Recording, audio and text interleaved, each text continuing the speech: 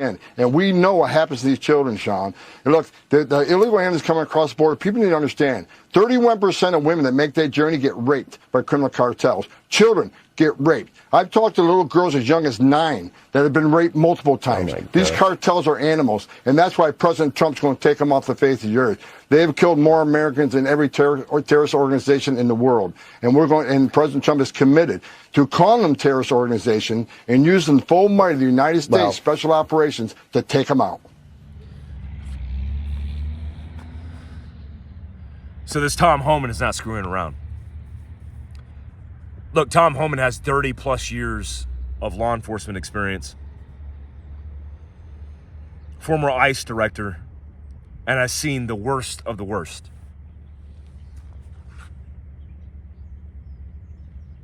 There's a beautiful red roan back there. During congressional hearings, he's not afraid to tell members of Congress, members of the Senate, how he really feels. And I think that's the beautiful thing about Tom. One conversation that stood out to me was when he described 19 illegals that were suffocated to death in a container being illegally transported across the border, which included a 5-year-old victim. He at the time had a 5-year-old. I have a 5-year-old now, and I can't imagine the pain he saw. And he was, with conviction, talking to members of Congress, how angry he was at the fact that we weren't taking this serious. And that's the reality that we live in. A lot of Americans, a lot of members of Congress, a lot of elected officials are not taking this serious because they don't see the suffocated 5-year-old that lost his life because of the loopholes that exist, as he talks about. In 1 month under the Biden administration, in 1 month, he saw more illegals come across the border than 4 years under Trump. And so he's angry. As you should be. So he's the right man for the job to be the border czar, to actually get the job done. One of the things he talks about in that clip I just showed was Special Operations Command going after the cartel after they're designated terrorist. I've talked about this with Andy Stump. I've talked about it on podcast. When I was the Ops Sergeant Major in the state of Texas has a good relationship, 19th Group and Special Operations Detachment Africa, with the Texas Rangers, other agencies, including Border Patrol, on protecting Texas as a state. I used to get the intel briefs of all the things that the cartel was doing and their advanced capability and capacity and tactics and techniques and procedures. Look, the cartel is equipped, trained, and capable of conducting a lot of serious operations. And they're definitely a formidable foe.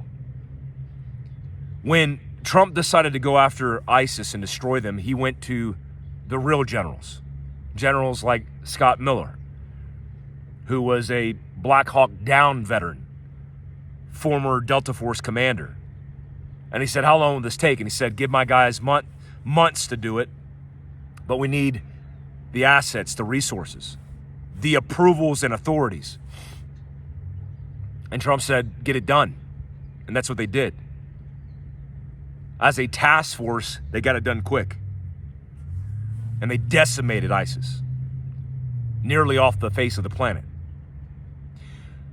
So when you hear designate the cartels a terrorist organization, I want you guys to know that that's a serious deal. I actually don't think he could get it done in the executive branch alone.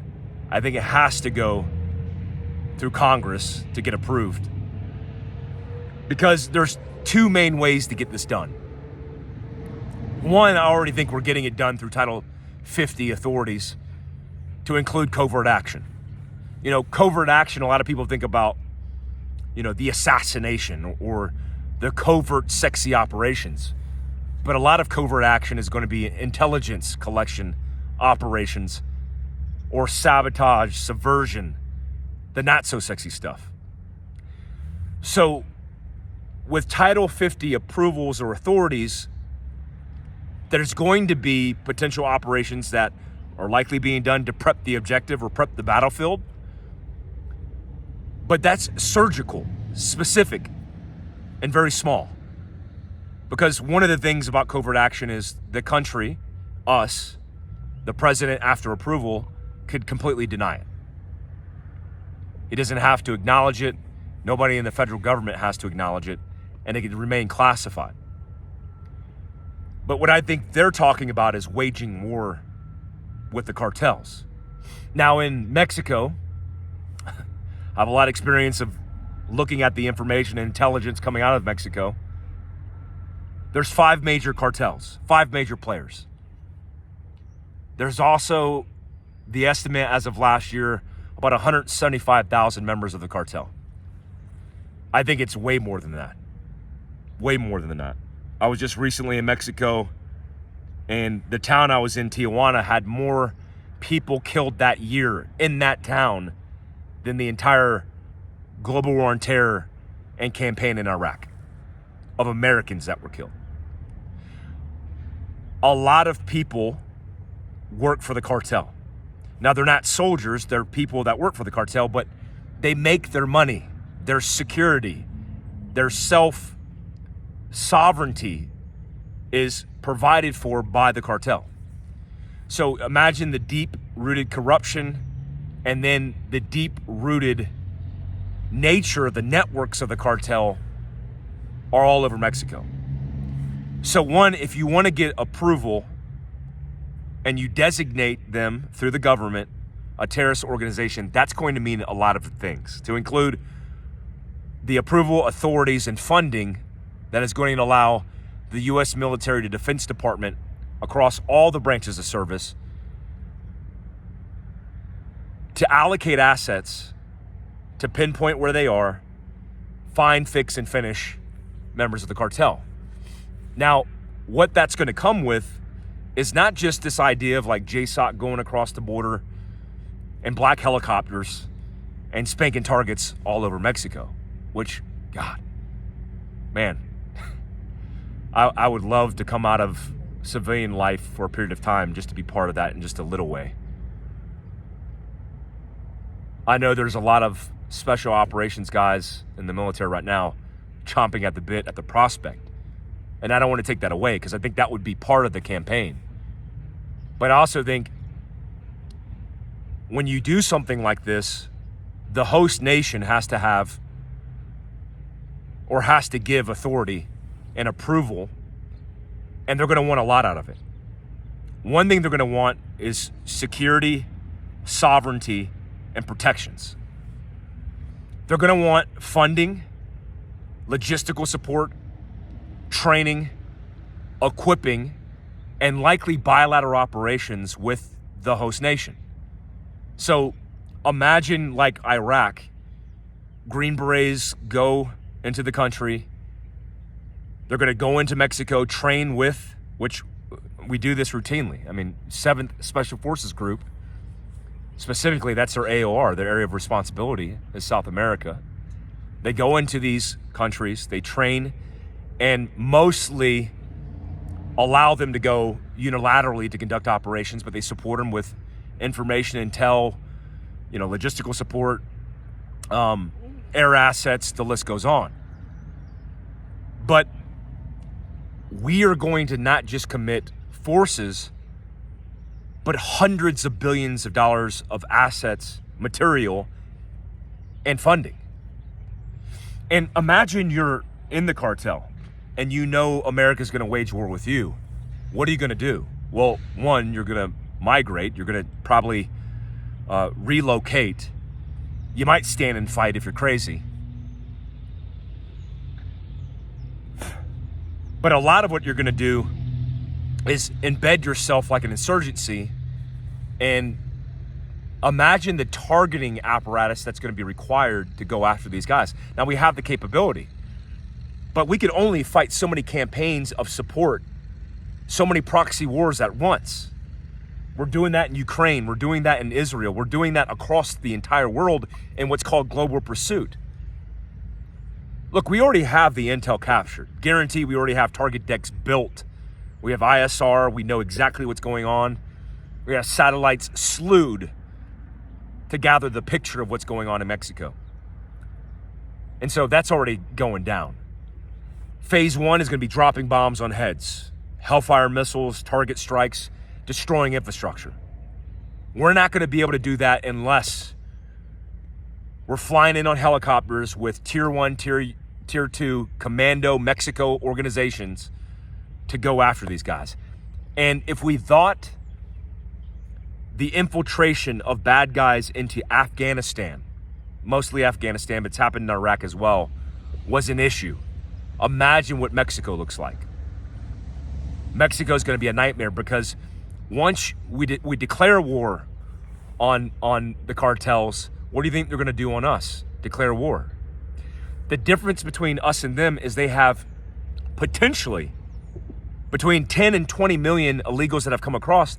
They potentially have tens, if not hundreds of thousands of people that they intentionally and deliberately infiltrated into our country. And at that quick, they could activate those forces to conduct subversion, sabotage, overt, covert operations across the country. So we would not just be going to war by, with, and through Mexico as a partner. We potentially could deal with the largest insurgency in this country we've ever dealt with. What does that look like? As we're mass, which I think is potentially hand in hand with this. If I'm thinking from Tom's position, I want to be doing mass deportation at the same time we're targeting cartel members. I mean, look, there's a lot of justification for targeting cartel members. 100 and I believe last year, 13,000 overdoses, mostly 90+% affiliated with the drugs that were brought across the borders, especially fentanyl. The amount of murders, violent assaults, rapes, violent crime period that has happened across this country, supported and facilitated by the cartels, human trafficking, sex trafficking, the list goes on. It's disgusting. So there's a lot of justification for it. But as an American, do you have the stomach for a young Army Ranger going into combat in Mexico and getting killed? An infiltrator killing a Green Beret on a flat range. A trained cartel member in the country detonating a bomb in Chicago, Illinois. Are we prepared for that type of warfare? Because my thought on it is, you don't just do Title 50. You don't just do very specific clandestine strikes that you deny. If you're going to commit it all. I don't know if America has the stomach for that, but maybe we do. I know what we don't have is the resources for that. Sure, every member and every organization of special operations is chomping at the bit. They want to get it done. As a former soft guy myself, good Lord, would that be fun. I pray for those guys, because they're going to want to get that job done. They're going to be super motivated to do it. With all these cabinet inserts by Trump, who are good people, great Americans who are super motivated, I don't know if the American public is prepared to deal with the fallout that would happen second, third, and fourth order effects down the line. I'm just putting it out there because it's something that we need to think about. But it could likely happen really quick. One thing you're definitely going to see, it's already happening right now, because the legacy media is dropping the talking points, the production notes, the PSYOP campaign to go against the mass deportation. There's already governors right now that are rallying together to stop it. Look, the reality is a lot of our country is fed by California that is labored by illegals. It's the 1,000-pound gorilla that J.D. Vance talked about on Rogan's podcast that no one wants to talk about, but we should talk about it. So a lot of governors aren't going to allow it to happen, but what does that mean? I personally think it's obstruction of justice. If you have criminals that are illegals, that are hiding in your state, and you're now allowing the federal government to come in and remove and permanently deport them, That is a problem. That is a problem. And I think everybody, all 75 million people who voted for Trump, believed him and Tom when they said they were going to get it done. And now everybody's going, oh my God, are they really going to mass deport? Yes, they are. And Tom's not scared to say it out loud. He'll tell it to your face. He'll tell it to the country's face. And on January 20-something, he's going to get it done. We need to be prepared for that. One of the things that scares me about the idea of designating the cartel as terrorist organization is what happens after 4 years when we committed to it and there's a changing of the guard.